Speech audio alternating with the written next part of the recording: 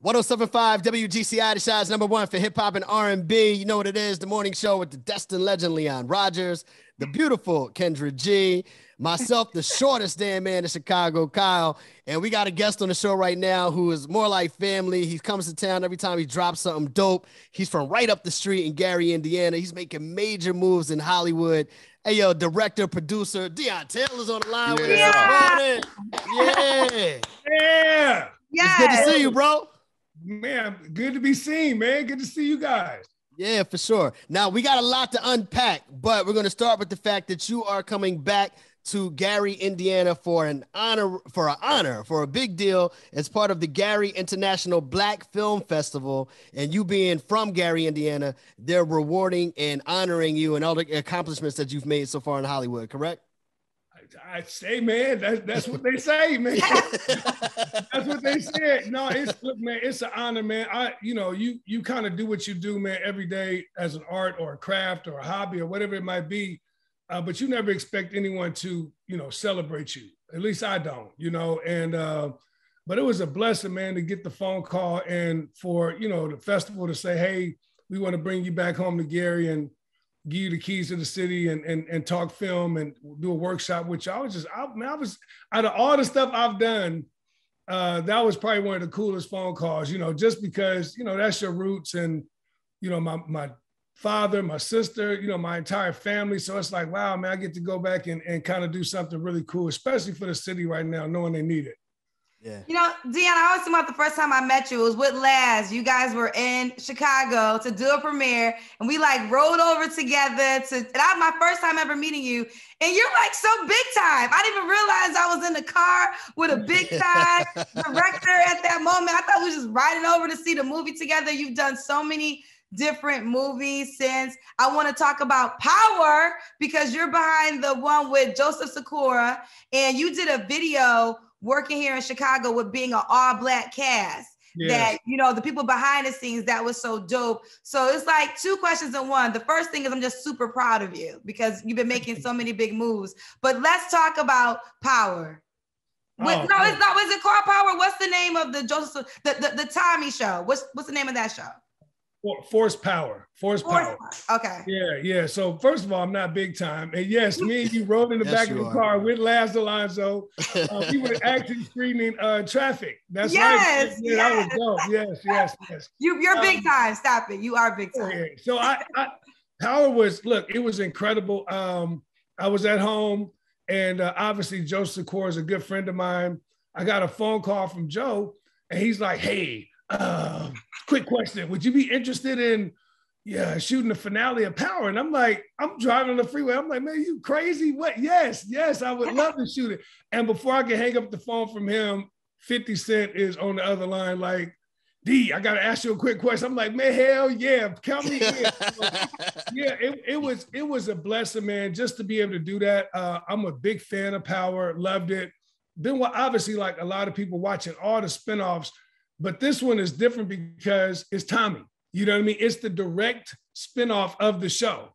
And I was like, man, I could not wait. And then I get to shoot in Chicago. So I came to Chicago, was out there for almost 2 months. And that was like one of the coolest things I've ever done, to be able to block off streets downtown Chicago. Joe running up and down the street as Tommy shooting guns. I'm like, oh man, it was happening, man. So yes, I cannot wait. I know it starts January, February, top of the year, and it's going to be exciting. 50 Cent, let me tell y'all something. This dude, people don't want to give this man his credit. What he is doing on television is phenomenal. I mean, he is setting a tone to be, what Dick Wolf was, he's in position right now. If he keeps doing what he's doing, to be one of the most prolific African-American TV producers we've ever seen. And I'm just rooting him on, man. It just shows you that never let anyone label you. You could always recreate your path. And who would have ever thought 50 Cent was going to be doing TV? Right. It's crazy. Right. Yeah, but it's fantastic. Yes. Deon, man, you've done a lot of work. You've grinded all your career. If you go back and look over everything you've done, even up to the point that you are now, being an artist, being a director, what is your gem? What is that one thing when you look back right now and you go and you say, this that one thing that like I knew this, I'm supposed to do this directing thing. This is my gem. I think I think with all the films, Intruder, Black and Blue, even Meet the Blacks, I think all these films, the one thing that I'm proud of, and I think that the gem is that makes me every time know I'm supposed to be doing this, is every story I write, no matter what it is, deals with adversity. It always deals with someone getting into something and having to get out. And I've learned that audiences love it. It's obviously gotten us almost $200 million in box office receipts independently. And, but that gem is adversity, like putting the real energy into the film. You could go there and watch The Intruder and laugh and scream and yell at Dennis Quaid all you want, but the reality is it's a couple trying to defeat an evil. You know what I mean? And same with Black and Blue, Naomi Harris trying to overcome and beat, crooked police officers. So I just think that world is unique and it's special to me. And it's kind of what I've been doing in all the films. And that's what reminds me I'm supposed to be doing this. Yeah. Deon, you got another film that hasn't come out yet, Fear. And the reason I bring that up, because, we all follow you on social media, and just seeing how you guys were filming that at the height of the pandemic, and you guys really took on a task that seemed impossible at the time. You had to jump through a lot of hoops just to be able to create in that environment. Can you talk a little bit about what you guys had to go through to create this film? Yeah, that movie, that title and that movie will stick with me forever. It was the height of the pandemic. People were going crazy.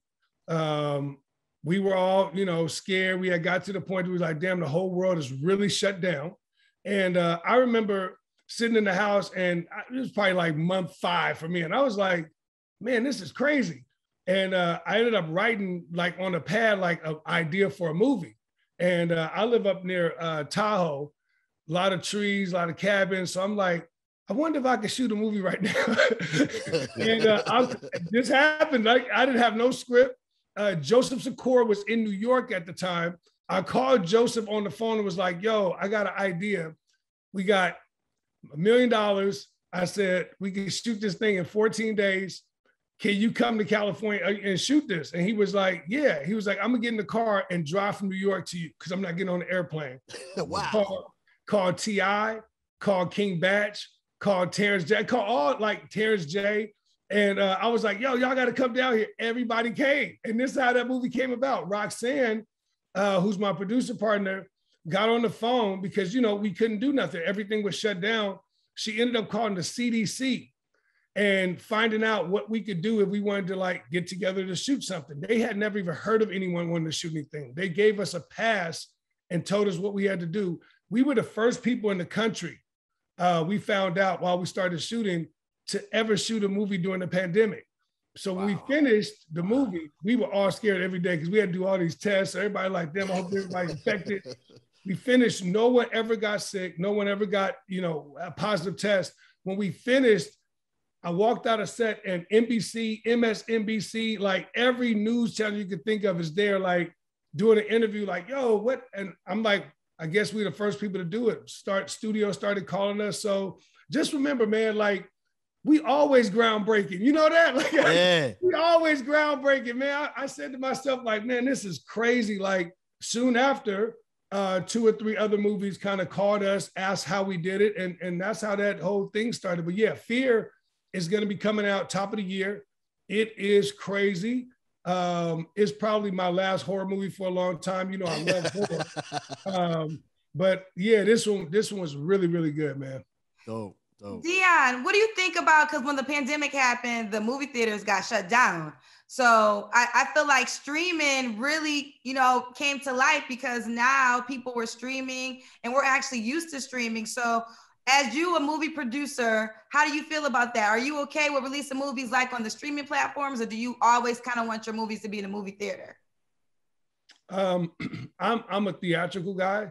During the pandemic, 7 months ago, whatever it was, we released Fatale with Hilary Swank and Michael Ealy. And Yeah. we put that in the movie theaters and we went to the movies, you know what I mean? And I felt like if people could get on airplanes and do all these other things they're doing, you could space out, put a mask on and go watch a movie at the theater. And the reason why look, I love streaming. I have a bunch of films that are going, all my films eventually go there. But the one thing that I've always fought for as a Black filmmaker coming into this space independently was our films never got to be in the theater. See, people forget we was always getting sent straight to DVD. Yep. You know what I mean? So when I was coming up, the goal was like, damn, if you could get your movie in the theater, like you won. So now 14, 15 years later, you telling me like, go back to DVD. And I'm like, nah, I'm cool, man. Y'all not gonna hit me with it because I know what's gonna happen. And what eventually is gonna happen is, and if you kind of watch it now, it feels like everybody's going to streaming. It's cool. Everybody's taking these gigantic streaming deals, but then yet that little top premium line, they're still going to theaters. They're still going. So I'm going like, no, I think I'm gonna stay in this stream because what I don't want to do is wake up a year and a half from now and streaming this DVD, right? And it's starting to feel like that because you get on some of these channels, you're like, what the hell? Like, who made this and why is it up here? You know what I mean? So to me, I feel like the theater experience, you cannot deny it. It's been there with us for a long time. There's nothing better. I don't care how big your theater is at your house. Going to the movies, getting some popcorn and some M&Ms, and then go dark and watching a great film ain't nothing better than that. It just, some people though, with the streaming, it's easier to get certain amenities at home. Here we go. you like, what I missed? Don't worry about it, baby. We can rewind it back. That's right. You're right.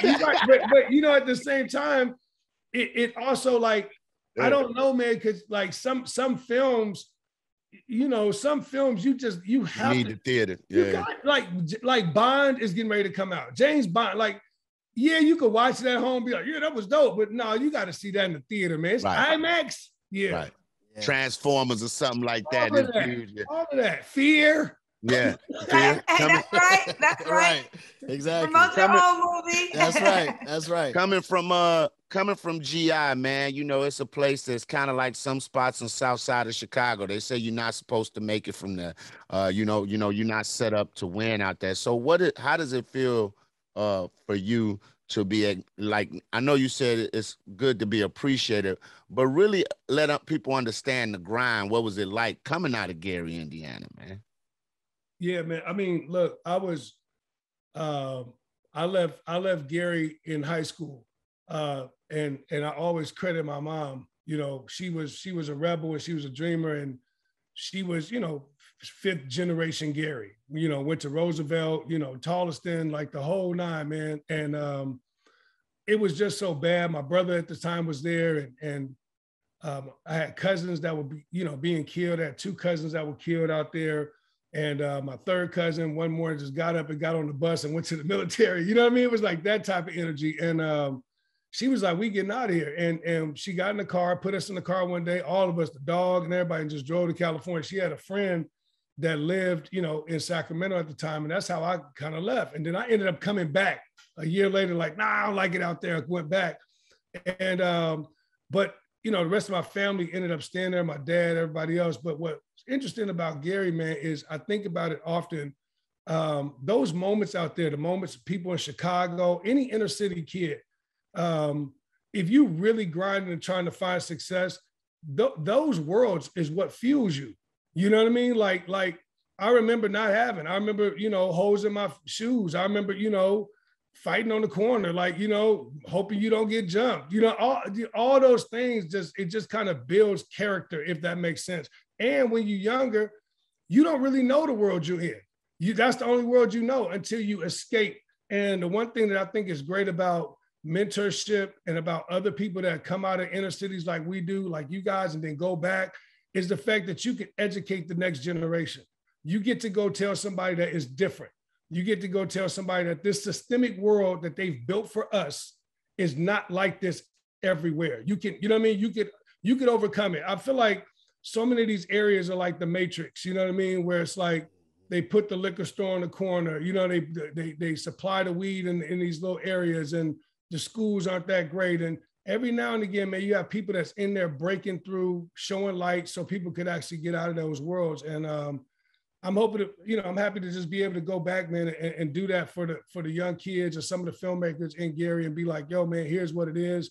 And don't be a product of your environment. You know what I mean? Create a new world and make your environment better. And I think that the folks at the Gary International Film Festival are doing that by bringing people like myself and others back into town and being like, yo, here's what you could do. You could pick up a camera, make your own movie. Here's how you write a script. And look, man, Gary is home. It's going to always be home.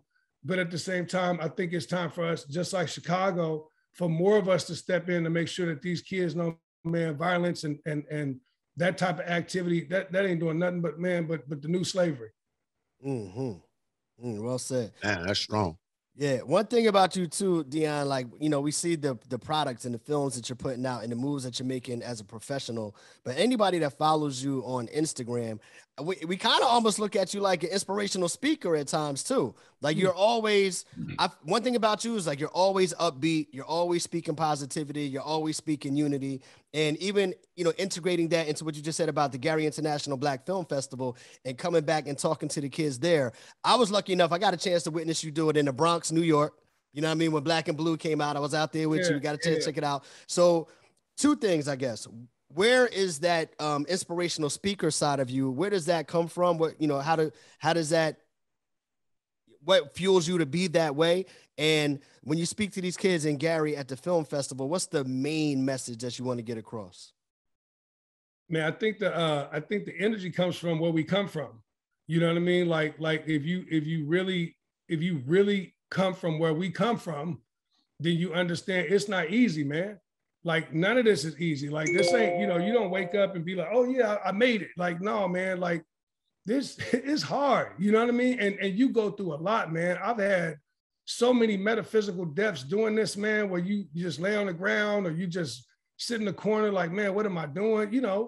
25, 26, 27, 30 years old with no money, no car, trying to figure out, damn, I'm after this dream. You know what I mean? So when you do break through, part of what I believe you're supposed to do is explain to people the path to get there so they ain't got to do the same things you went through.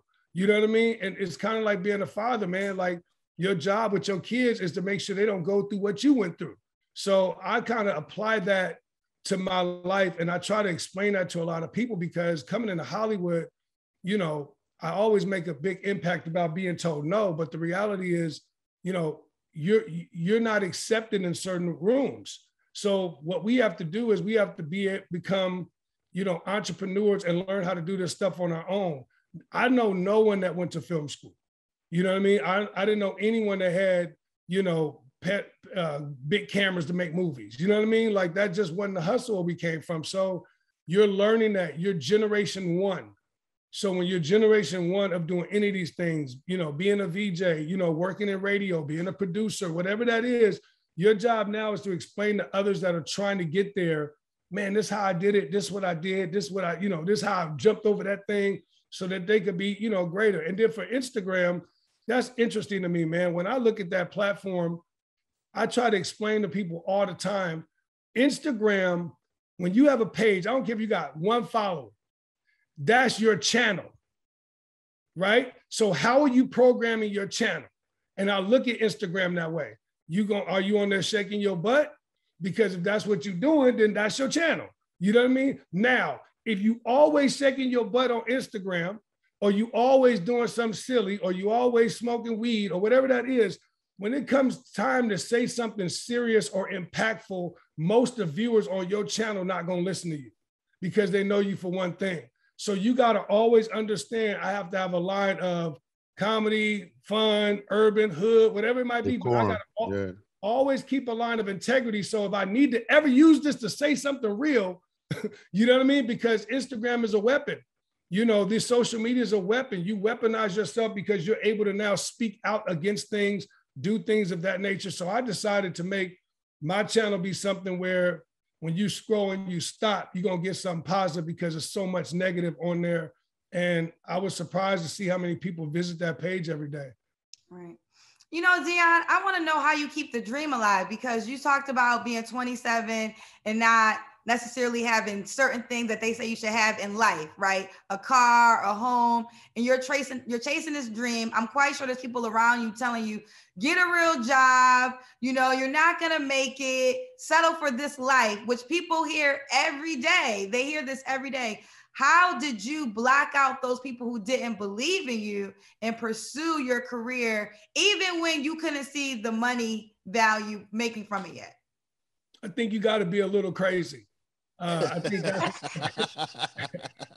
I look back sometimes, I'll be like, yo, whoa, I was tripping, man. You know what I mean? Like flying places without money to get back.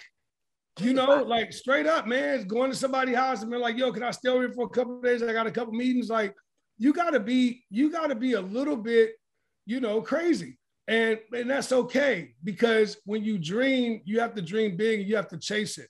And all of those moments that you go through in terms of being broke, you know, not having people looking at you, oh man, you out there trying to make them little movies. I remember people used to be like, oh yeah, you made one of them little movies. I'd be like, damn, why you gotta call my movie little? Like, you know, like all those things that you go through, they set you up for later.